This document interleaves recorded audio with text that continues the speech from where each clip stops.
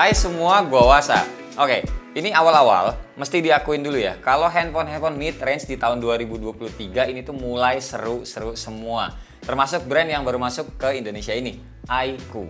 Dan patut diapresiasi ya. Dan dipantau juga sama brand-brand lain yang udah lama di sini seharusnya. Ingat kan, dulu tuh ada iQOO 11 pas awal masuk ke Indonesia langsung ngebawa prosesor flagshipnya yang paling terbaru, Snapdragon 8 Gen 2. Nah, kali ini iQOO ngebawa chipset mid-range terbaru juga di penerus chipset Snapdragon 778G, yaitu Snapdragon 782G lewat handphonenya ini, iQOO Z7 5G.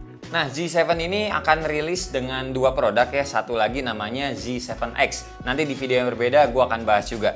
Pertama ngebahas dari boxnya Z7 ini dulu, yang mana menurut gue ini sederhana banget. Cuma ada tulisan brand iQOO aja, nggak ada tipe handphonenya. Di baliknya ada tulisan unit yang gue pegang ini RAM-nya 12GB, internal storage-nya 256GB, dan warnanya Matrix Blue. Isi di dalamnya komplit handphone zaman now. Selain ada handphonenya yang udah kepasang anti gores, kita dapat casing, kertas panduan ringkas dan garansi, kabel data C to Type-C, dan lihat nih, kepala chargernya 120 watt. Mid range guys, pakainya 120 watt. Si iQOO ini nyebutnya 120 watt dual cell flash charge. Ntar gue kasih tahu data ngecasnya. Nih dia handphonenya bentukannya seperti ini, pinggirannya melengkung ya, nggak ngekotak kayak handphone zaman sekarang. Dan jujur, walau body kotak tuh sebenarnya kelihatan lebih keren, tapi gue pribadi lebih suka yang melengkung begini, soalnya handlingnya tuh lebih enak aja di palm tangan kita. Back covernya kayak begini dan modul kamera belakangnya masih mirip kayak kompor listrik ya kalau gue ngelihatnya. Gede banget soalnya frame hitam kotak kameranya ini. Buat material back covernya kaca atau polikarbonat, sebenarnya pertanyaan gue itu belum dikonfirmasi. Yang jelas ini tuh finishingnya matte, nggak ninggalin bekas sidik jari, dan ada logo iQOO di tengah bawah. Buat layar sendiri 6,64 inch, panelnya IPS, resolusinya Full HD+. Refresh rate-nya 120Hz yang bisa otomatis, jadi bisa lebih hemat daya dalam pemakaian sehari-hari. Bezel layarnya nggak bisa dibilang tebel, cuma bagian dagunya kelihatan lebih tebel emang ketimbang sisi lainnya. Dan ciri khas layar IPS nih kelihatan ya, ada kayak bayangan hitam-hitam gitu di sekitaran bezelnya kalau nampilin warna putih. Kalau teman-teman ngerasa keganggu, gampang, tinggal aktifin aja dark theme-nya.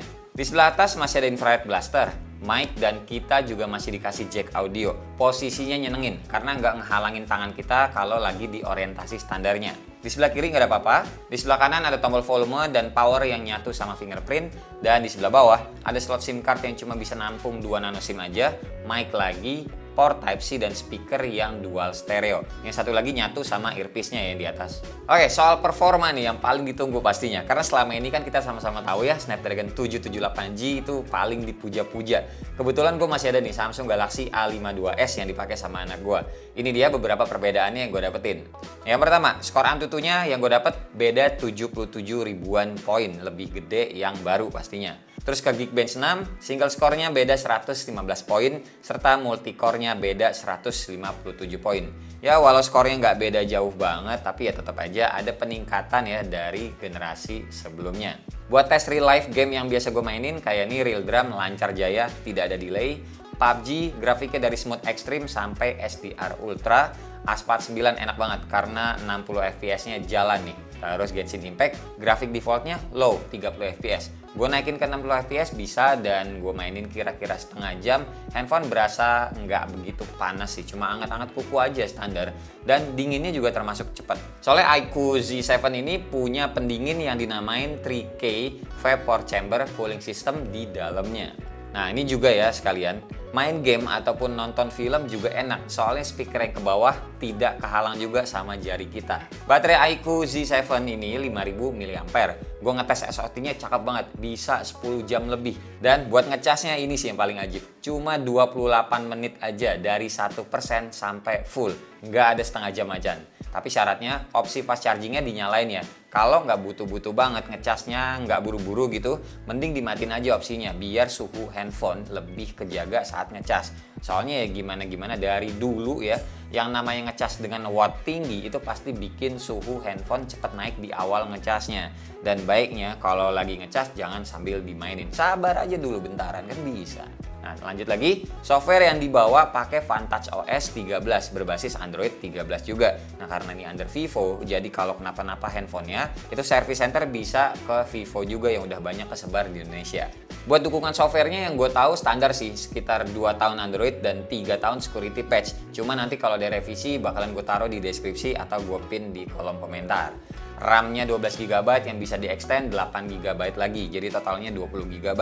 Dan soal vibrate-nya ini enak guys, gue ngerasainnya. Padat dan berasa kayak gentle aja gitu rasanya tiap mencet-mencet layarnya. Lanjut ke kameranya, buat yang depan atau selfie-nya 16MP dan bagian belakang cuma ada 2 lensa aja. Lensa utama 64MP punya OIS dan sayangnya satu lagi lensa depth 2MP. Aduh, padahal kalau dikasih ultra wide 8MP aja ya, menurut gue lebih berguna sih. Tapi ya udahlah, namanya juga konsumen ya, tinggal pilih aja beli atau tidak, nggak bisa ngemodif-modif sendiri. Buat hasilnya ya masih bagus-bagus saja, mata gua ngelihatnya standar handphone mid range. Warnanya nggak miss dari aslinya, hasilnya juga bisa dibilang tajam, HDR-nya pun oke.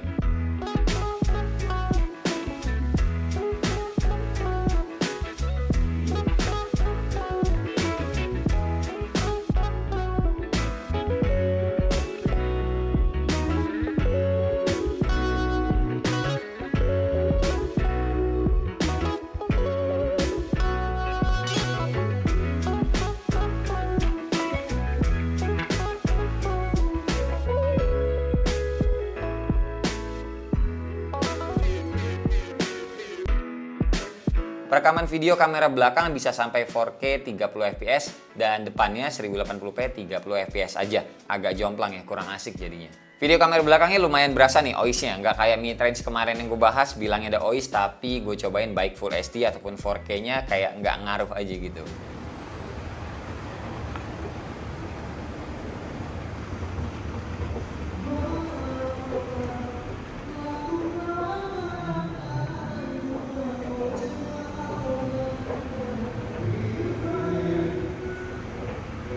Oke, yang ini adalah contoh video kamera belakang 1080p 60fps ya. Di bawah jalan kaki biasa aja, lagi nyeker karena lagi di pinggiran kolam renang. Tuh, bocil lagi main air. OIS-nya bisa dinilai sendiri bagus atau tidak, guncangannya, goyangannya gimana.